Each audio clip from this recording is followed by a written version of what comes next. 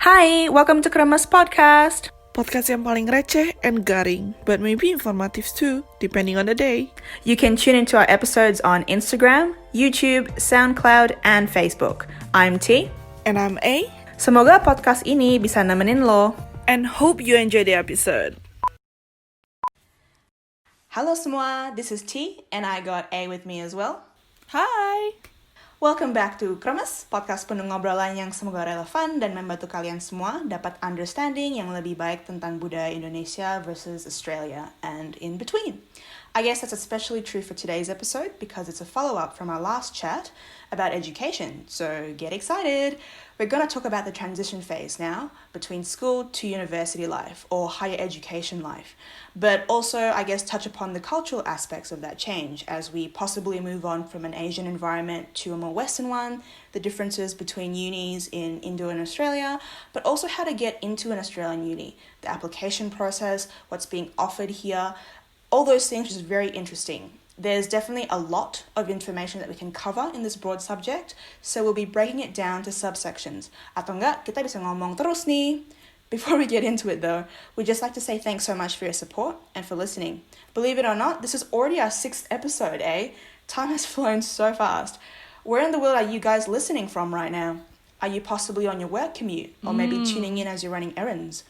Wherever or whatever it is, thanks for sticking around, and we'd love to hear what you think about our conversations, share your own stories and perspectives, and, give us tips on what we should talk about next. So please keep those comments coming. Totally agree with you, T. Thank you so much for your support buat yang udah dengerin di YouTube, atau Facebook, atau even SoundCloud. Thank you. Semoga obrolan kita selama ini rame dan informatif. But let's go back to today's topic. Kita bakal lebih bahas tentang Australian higher education, as the title said. Karena there's definitely lots to talk about when it comes to studying in Australia, right? For both locals and international students. Tapi today we'll focus on mainly comparing and contrasting further the higher education in Australia. The reason why we call it higher education, karena kita nggak cuma bahas tentang universitas ya. Jadi di Aussie itu there is more than one educational opportunities. But we'll do our best to cover key information, and perhaps kalau kalian benar-benar curious atau ada pertanyaan, we will discuss lebih detail di episode ke depan. So in Australia, there's a few sort of TAFE and colleges, and then there's general universities. So we'll touch on those. Initial comment though, for context, both A and I went to an Australian university as domestic students. So we'll share our personal experience from that point of view, tapi juga do our best untuk masukin info yang relevan buat murid-murid internasional dan perspektif buat yang ingin apply ke TAFE atau college gitu ya. Benar banget. So let's kick things off. Di Aussie, there are 3 main categories of higher education. Yang pertama ada TAFE, which stands for Technical and Further Education. Sumpah gue juga baru tahu, ini singkatannya. College. I had to literally research it. Yeah. So I never know about that, but yeah. And then the second one we have college. Ini kayak foundation, language college kayak gitu. And then yang ketiga adalah general university, which is a typical universitas yang ambil SKS, coursework, research, untuk dapat S1, S2, atau S3, and other such degrees, kayak diploma juga bisa.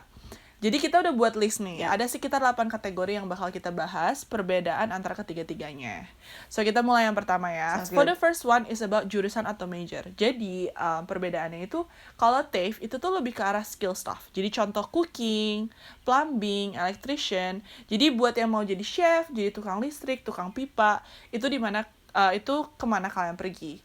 Jadi ini mungkin ke depannya bisa jadi trader ya. Kalau di sini dipanggilnya traders, which is kayak tukang bangun rumah atau tukang bangun toko gitu-gitu. Bisa juga mereka buka bisnis sendiri. Jadi mereka buka plumbing bisnis sendiri, mereka buka electrician bisnis sendiri, kita yang telepon untuk memperbaiki rumah kita. Nah, seperti gue juga udah mention, yang kedua itu ada college. College itu lebih ke foundation ya. Jadi kayak preparation buat masuk ke universitasnya. Ini biasa buat yang nilainya kurang atau gak ambil subjek tertentu. Misalnya kalian datangnya dari IPS, jadi kalian harus datang ke sini untuk belajar IPA-nya, kayak physics or chemistry. Atau juga untuk English foundation, jadi untuk belajar Inggris lebih dalam lagi. Itu tuh belajar kurang lebih sekitar 6 bulan sampai 1 tahun. Nah, itu tuh untuk biar kalian bisa setara dengan level standar masuk ke universitas di sini. Jadi kalian juga nggak keteteran waktu kalian masuk ke universitas aslinya. And the last but not the least adalah general university, di mana lu study for a career yang butuh formal degree. Contoh kayak accountant, engineering, doctors, yang benar-benar butuh bachelor degree S1 atau S2 gitu. Yeah, benar. I think also just want to touch on kayak TAFE, college, uni, regardless of what options you choose. I think the good thing about Aussie further education is there's so much opportunity and choice that kalian can make. And, you know, kalian bisa pilih option yang manapun lebih suitable to your needs and your schedule and your lifestyle as well. Benar. So I think it's like, I guess for things like TAFE, it's usually like A said, orang yang ingin, you know, membangun bisnis atau kayak udah mungkin in the workforce tapi kayak ingin further boost their skills or something. So like there's definitely short courses offered there as well. Whereas obviously uni lebih tradisional, lebih formal, full time on campus kind of stuff. But I guess they also have like online, off campus, summer school, winter school options. So like, you know, all of them may be named differently, but I guess they all kind of have mutual aims in a way, I guess. Bener-bener based on jurusannya nggak sih? Yeah. Like I think so true. Based on your jurusan and based on I guess what you want to get out of it. Jadi like guys, sebelum kalian pilih, I guess make sure you kind of note down what it is your end goal and what you expect to get out of it. Yeah. And then kind of do like a pro and con list untuk bisa milih yang mana paling tepat for you. Benar. So usually people always wonder about accommodation nih. Kayak, you know, especially when coming to Aussie for the first time, kayak gimana nih? How do you sort of like, you know, adjust to that sort of lifestyle? So, in your opinion, apa di Aussie yang kosan juga atau mungkin asrama kayak di film gitu? Atau gimana nih sih kayak, you know, the setup of accommodation or living in Australia? Yeah. Oke, setahu gue sih ya, kalau TAFE itu harus ngekos. Jadi di sini tuh bisa kos kamar ataupun kos rumah. Nah, tergantung jauhnya dari TAFE, itu harganya pasti beda. Jadi semakin deket ke TAFE-nya, semakin deket biasanya semakin mahal. Nah, tapi yang gue tahu itu kalau college sama uni itu biasanya ada asramanya. Jadi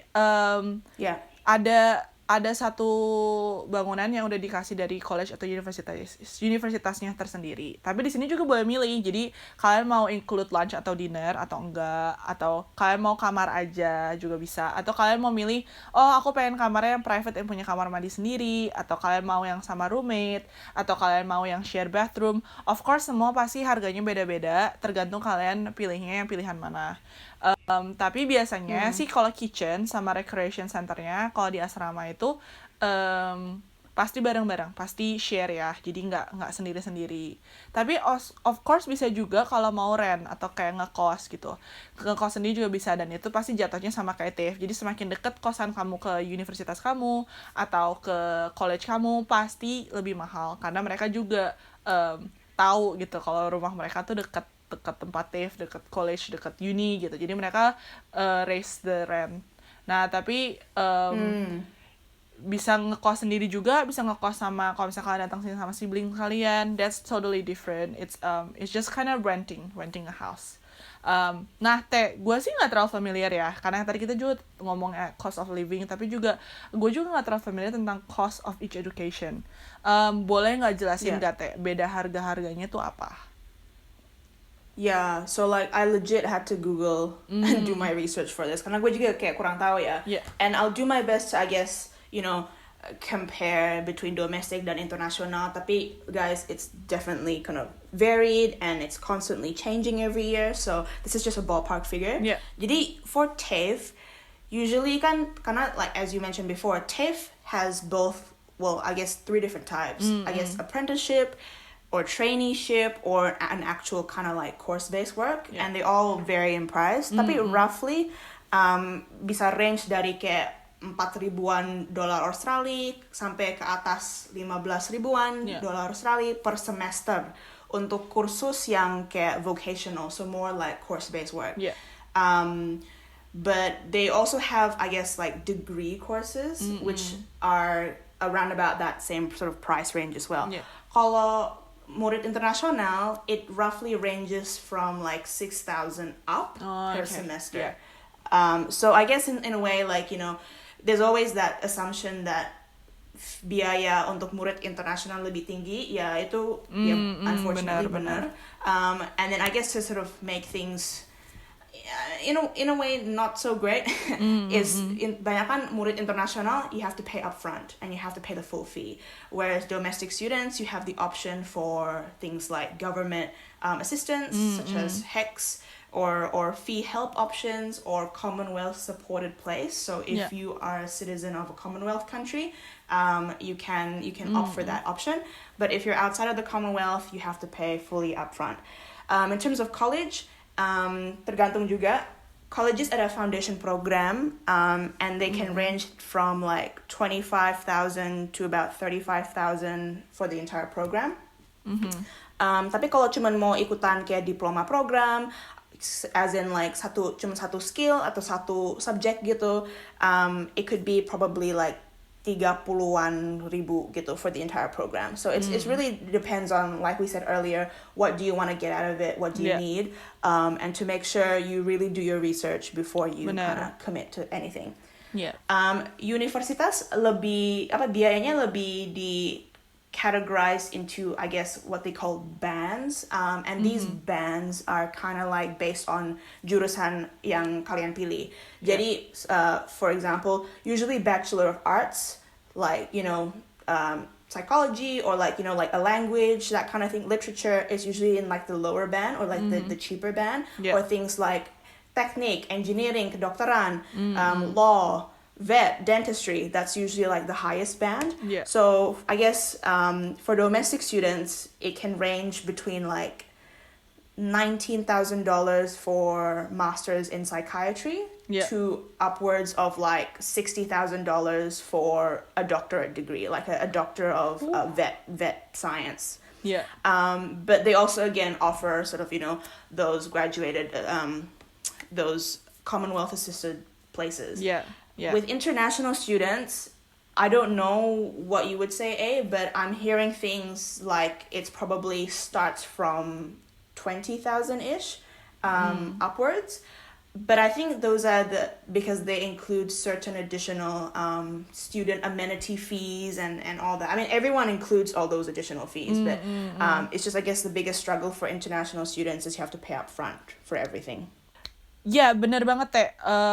Kalau yang gue dengar sih dari teman-teman gue yang dari Indo datang ke sini, kurang lebih 20.000 itu tuh satu semester, Teh.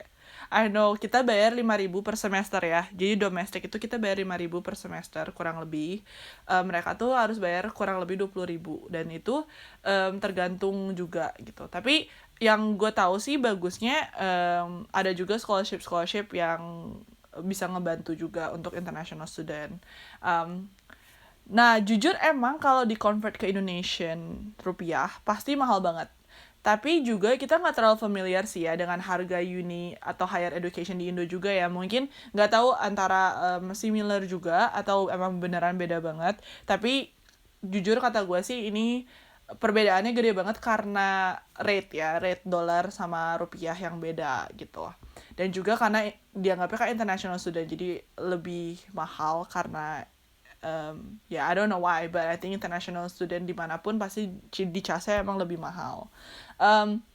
Tapi untungnya di sini kita mau international ataupun local student itu boleh kerja tergantung dari visa kalian.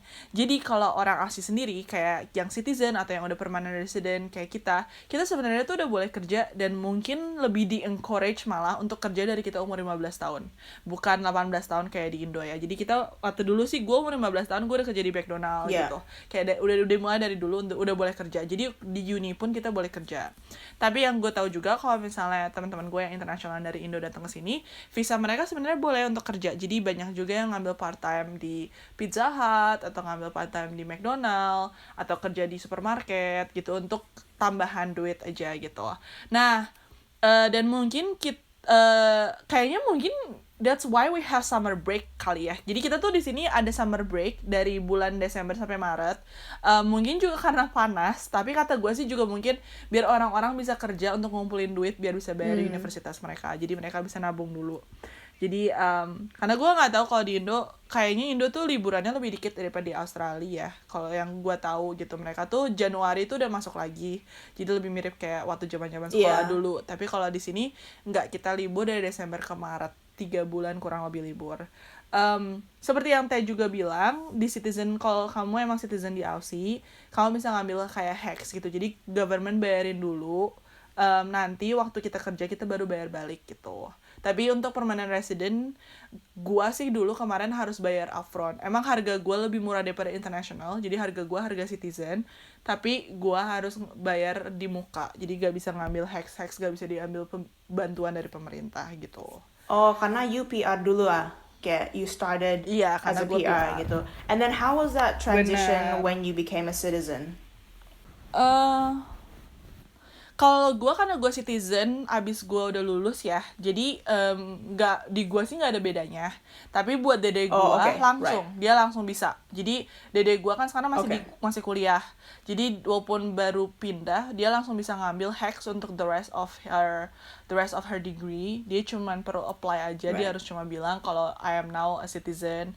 Terus dia apply ke government untuk dibayarin. Kayaknya itu one of the biggest difference ya sama Indo ya. Kalau Indo kan kayaknya nggak bisa ngambil dari pemerintah gitu. Tapi ya itu cost yang kita tahu, itu based on our information and based on kita punya research juga ya.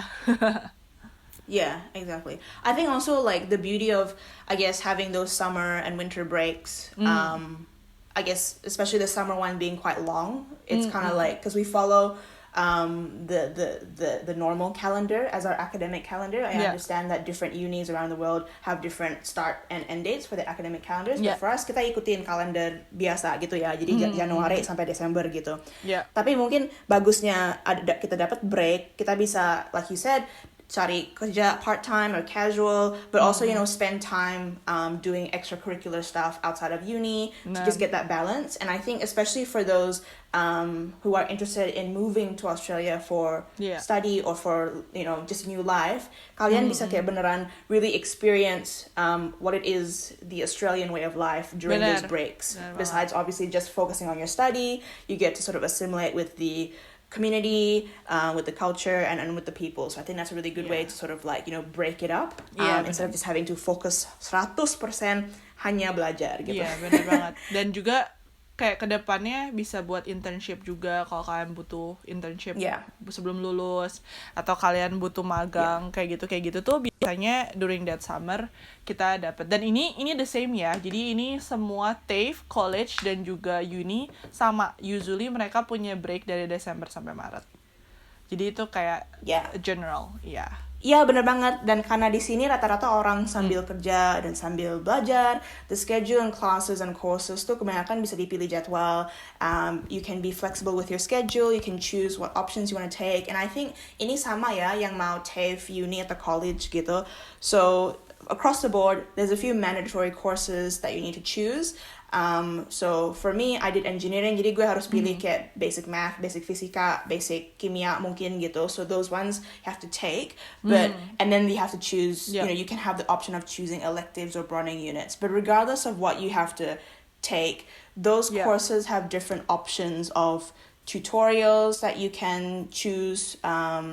Lecture times. I think I would say lecture times is always gonna be like those lectures, but it's flexible. You know, it's optional attendance, so you don't have to feel committed to being in person because they have like recordings, which we'll talk about later. But in terms of like the mandatory tutorial sessions or lab sessions or prac sessions that you have to be present for because they mark your attendance, bisa pilih gitu. Jadi kalau satu option gak suit your schedule, there's definitely like at least 3 other options that you can choose from to suit your time of day. For TAFE, based on the program you're going for, there are short courses, there's fill the gap courses, there's flexible diplomas. So basically, you know, like I said earlier, there's different program types that will suit your needs. So you don't have to commit to a full like 1 year program. Instead, you can just do like a short 6 month, or even summer program. And a schedule can be made to suit your lifestyle. And TAFE can be taken, most courses in TAFE can be taken off or on campus, meaning it can be done online gitu. Kalau college is more, I guess, tailored to a full-time on-campus study program. So like it's assumed that the student is not planning to work full-time while studying. Karena kan aim-nya college kan adalah foundation bridging program untuk murid yang mungkin murid internasional yang ingin belajar di Australia dan mungkin Englishnya nggak up to par just yet, so they're just there to fully prepare themselves for that transition gitu. But they can work on the weekends. That's totally fine too. Kalau uni, there's flexible options, I guess, like TAFE gitu. You can choose between part-time or full-time study. You can take courses on campus, off campus. And some unis even provide degrees that you can take fully online, which is interesting because that might be, who knows, that might be the future given the current coronavirus situation. But that's for another topic. Hey, nah, karena kita bisa milih dan juga karena banyak kerja biasanya lecture itu di-record. Jadi main lecture Jadi I guess there's two main categories of teaching. Is the main lecture. Usually like the dosen or the professor is like, just announcing a lot of different theories to a whole bunch of people. Or there is a tutorial, which is a more smaller group classroom setting. And then it's usually not the lecturer, but it's usually like a TA, so like a teacher's assistant or like a PhD student yang mungkin membahas tentang what was discussed in the lecture or answer students' questions, or they do like an exercise together gitu. So it's usually those are the two main settings. Tapi lecture, karena it's not offered different options of times, itu bisa di-record. So for us, I have experience with something called like Echo or recordings on an LMS, which stands for Learning Management System, or Blackboard, that kind of thing. But it gets uploaded. All lectures get uploaded to like this sort of one online website that students can refer back to and listen in gitu. Jadi kita tinggal nonton di rumah dan bisa catch up with the lesson walaupun lagi kerja gitu. Bener banget, seperti yang Teh bilang, Teh already mentioned, there are some core units sama elective units. Jadi di Aussie itu, satu semester itu kita cuma ambil 4 unit jadi nggak sampai kayak 10 atau 12 SKS kayak di Indo. Tapi tetap berat sih kata gue, karena load-nya kata gue sih sama gitu. Dan tetap anggap 4 itu tuh full unit, karena tadi Teh juga mention tentang part-time atau full-time. Full-time itu tuh 4 unit, dan part-time itu 2 unit. Nah, lucunya di sini itu tuh beberapa universitas kita bisa ambil elective. Nah, elective itu pelajaran yang mungkin nggak ada hubungannya sama sekali sama jurusan kita. Jadi kayak di sini tuh lebih di-encourage untuk kita widen our view, dan juga kita di-encourage bisa nyoba-nyoba hal lain. Tapi ini mungkin beda-beda juga setiap uni ya. Jadi contoh dulu, walaupun gue ngambil engineering, gue pernah belajar Korea pernah, gue pernah belajar ngambil bahasa Chinese pernah, gue pernah ngambil accounting pernah, finance, sampai gue pernah malah mengambil 1 unit untuk main ukulele selama 6 bulan. Itu like the best unit sih, kayak benar-benar kayak bisa di-stress banget. Jadi that's what's so good about I think di sini, karena di sini tuh mereka masih mikirin juga tentang well-being kita, dan gak cuma kayak belajar aja kayak yang Teh tadi bilang juga, bisa sambil belajar hal lain juga. Dan jadi di sini bisa ada elektifnya. Tapi kita udah bahas banyak banget nih, dari jurusan mana aja, masuknya kemana aja. Kita juga udah bahas tentang cost of living ataupun cost of the education di sini, di mana aja kalian bisa tempat tinggal, apakah kalian boleh kerja di sini, ataupun juga jadwalnya gimana kalau misalnya kerja bakal keganggu nggak. Kita udah jelasin banyak banget ya nggak sampai elective ataupun core units. That is such a big thing, I think. Yeah, it's been a really interesting chat, hey. I think we discussed a whole, comprehensive list, but definitely it's not the end. There's so much we can still talk about, which is why we've broken this education series into multiple parts gitu. lots of information for our listeners to digest, and I guess we don't want to overkill you, but I hope it gives you something to start thinking about, especially for those young, thinking about moving to Australia to pursue study or for work or that kind of thing. We hope that this info is helpful and provides some insight for you to start, your deep, I guess, thinking further. Let us know what other topics or comparisons or tips you'd like for us to chat about. And for those in Australia already, what was your experience like? What things do you wish you'd known before the big move? Regardless which stage you're at with your studies, we wish you all the best for it. Semangat, dan kita berharap yang terbaik untuk karir masa depan kalian semua. Yeah, benar banget. We hope you enjoyed these education-based conversations, this education series, if we must say. What we chat about is basically really about our experience ya. Jadi, seperti yang kita udah bilang juga selama episode ini, different uni, different states, even kayak comparison between Melbourne Uni sama Sydney University, even Perth University mungkin bakal beda. Tapi ini garis besarnya aja. Ini cuman key informations dan different key informations dan juga highlight atau insight yang kalian bisa mungkin dapat sesuatu dari itu. Dan juga same, even jurusan beda pun bisa juga beda unitnya atau beda elektifnya atau beda harganya dan segala macam. But for next week, kita bakal take a break dulu dari education series. Kita bakal talk about other areas, bakal talk about another topic yang pastinya juga sama excitingnya. So stay tuned and thank you so much for listening today. Bye! Thank you for listening! Jangan lupa like, comment, and subscribe, and share it with your friends.